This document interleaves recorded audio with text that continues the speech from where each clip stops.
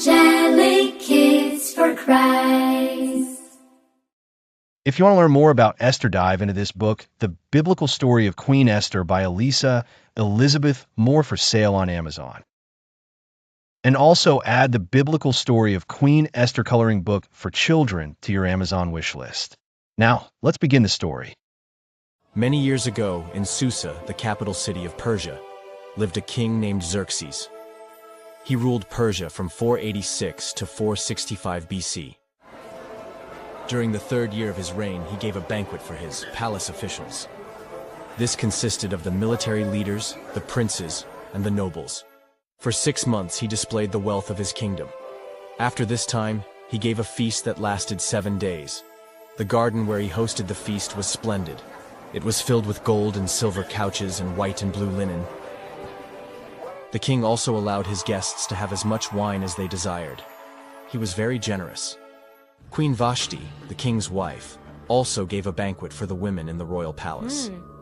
On the 7th day, when King Xerxes was quite happy from drinking wine, he gave a command to the eunuchs who served him to bring before him Queen Vashti. He wanted to display her beauty to the people and nobles, because she was very beautiful. However, when the attendants delivered the king's command, Queen Vashti decided not to come. No. This made the king angry. King Xerxes was so angry that he consulted with experts who handle matters of law in the kingdom. He asked them, according to the law, what must be done to Queen Vashti? He said, "She has not obeyed the command of King Xerxes that the eunuchs have taken to her." Then one of the wise men replied, "Queen Vashti has done wrong. You should make an example of her. The queen's conduct will be known to all the women, and they won't give honor and respect to their husbands. Then all the women will begin to disobey their husbands." Then the eunuch replied, "If it pleases you, get rid of Vashti and find a suitable woman, and give her Vashti's royal position in the kingdom." The king was pleased with this advice. Later, the king's attendants suggested the king have a search for beautiful young women who had never been married to become queen in Vashti's place. They commanded that all the eligible women should have beauty treatments given to them, and the one who pleased the king the most would be the new queen. The king agreed to this plan. Now there was a Jew named Mordecai who had a cousin named Hadassah, whom he adopted because her parents had died. Hadassah, who was also called Esther, was very beautiful.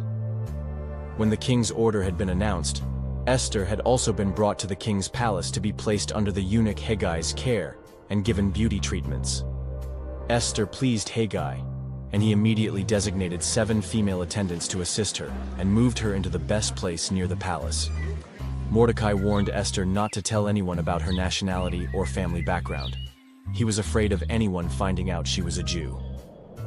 Every day, Mordecai checked on Esther. Before it was a young maiden's turn to come before the king, she had to complete 12 months of beauty treatments, which consisted of 6 months of oil and myrrh, and 6 months of perfumes and cosmetics. Esther won the favor of everyone who saw her in the palace, including the king. So, he made Esther queen in place of Vashti and gave her a big banquet in her honor. One day, while Mordecai was sitting at the king's gate, he overheard 2 of the king's officers conspiring to kill King Xerxes. Mordecai told Queen Esther, and she later told the king, giving all the credit to Mordecai. When the case was investigated and found to be true, the king had both officials hung on gallows. Once these events occurred, King Xerxes recognized Haman as one of the nobles and gave him a high seat of honor. The king commanded everyone to kneel down before Haman. Everyone did, except Mordecai. The royal officials questioned Mordecai every day, but Mordecai would not obey. So, they decided to let Haman know about it. Haman was furious when he found out that Mordecai did not bow down to him. He decided to not only kill Mordecai, but every Jew in the land. Haman tricked the king into going along with his evil plan, and the king half-knowingly allowed this to happen. When Mordecai learned what had been done, he wept and mourned bitterly. He also put on sackcloth and ashes. All of the other Jews in the kingdom wept and mourned too. When Esther learned about Mordecai, she ordered one of the eunuchs to find out what was troubling him. Mordecai sent word by the eunuch for Esther to beg the king for mercy and plead with him for the lives of her people.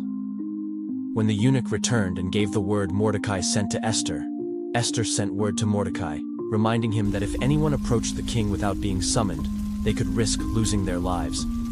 When Esther's words were reported to Mordecai, he sent back this answer saying, "If you remain silent at this time, deliverance among the Jews may come from somewhere else. But you and your father's family will die, and maybe this is the reason you have your royal position as the queen." Then Esther sent word to Mordecai and said, "Go. Tell all of the Jews who are in Susa to fast for 3 days for me. I and my attendants will fast too. After this, I will go to the king." So, Mordecai went away and did what she instructed. After Esther had fasted for 3 days, she put on her royal robes and approached the king. When he saw her, he smiled and stretched out the gold scepter he was holding. Esther then touched the tip of the scepter. Then the king asked, "What is your request?" Esther replied, "I have prepared a banquet for you and Haman." So the king sent for Haman to come to the banquet that was prepared for them. While at the banquet, the king asked again what her request was. But Esther replied, "If it pleases the king, come to the banquet I have prepared tomorrow, and I will answer the king's question then." After the banquet, Haman went home and boasted to his wife and friends about how the king had elevated him, and that Esther had prepared a banquet for him, but not for any of the other nobles. However, he said that none of these things gave him pleasure because he was still bothered by Mordecai. Haman's wife and friends told him to have a pole set up and have Mordecai hung on it. That night the king could not sleep, so he ordered the book of records to be read to him. It was recorded that Mordecai exposed 2 of the king's officials who had conspired to kill him. The king then asked, "How has Mordecai been honored for doing this?" "Nothing has been done for him," his attendants responded. While this was being said, Haman entered the court to speak to the king about hanging Mordecai. When the king saw Haman, he asked him, "How should I show someone favor that I wish to honor?" Haman thought the king was talking about him, so he replied, "Drape the man in one of your royal robes, and let him ride through the city on one of your horses with an official saying, 'This is how the king treats the man he wants to honor.'" The king then told Haman to be the official to honor Mordecai. So, Haman got a robe and a horse for Mordecai, and led him through the streets, stating, "This is how the king treats the man he wants to honor." Later on, King Xerxes and Haman went to the second banquet Esther had prepared for them. The king again asked Queen Esther what was her request. He told her he would give her up to half of his kingdom if she desired it. Esther felt brave enough to answer this time. Esther said, "If I have found favor in your sight, please spare the life of me and my people. We have been sold to be murdered."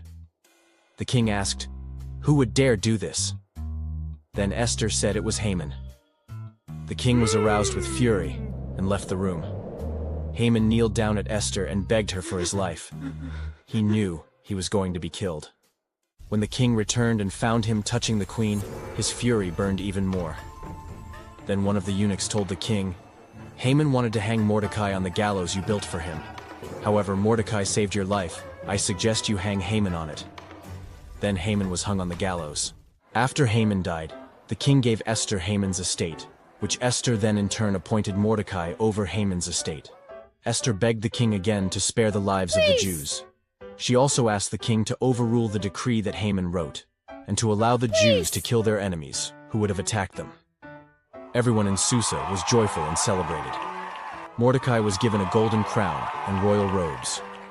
When the Jews' enemies tried to kill them, the Jews fought back and annihilated them. Haman's 10 sons were hanged, and the Jewish people were rescued.